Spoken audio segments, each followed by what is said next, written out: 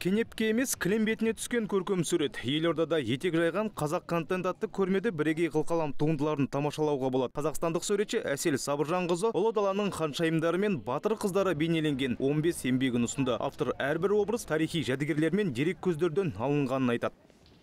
Это очень уникальная. Бұл бірегей техника. Жалпы бүкіл ТМД-ның аумағында осы мәнерде жұмыс істейтін суретшілер жоқтың қасы. Білуімше, шығыстағы елдердің бірінде осында ерекше дүниелер жасайтын қылқалам шебері бар. Ұжымдық көрмеге енді бір танымал отандық суретші Алмас Нұрғожаевтың ауқымды картиналары мен мүсін шебері Шалқар Қабдештің гиперреализм бағытындағы инсталляциялық композициялары қойылған. Техники Әсел Скаврами.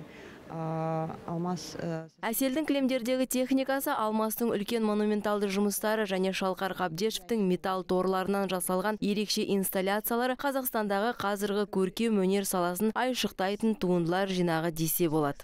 Интересных и очень увлекательных процессов, которые происходят сейчас в искусстве Казахстана.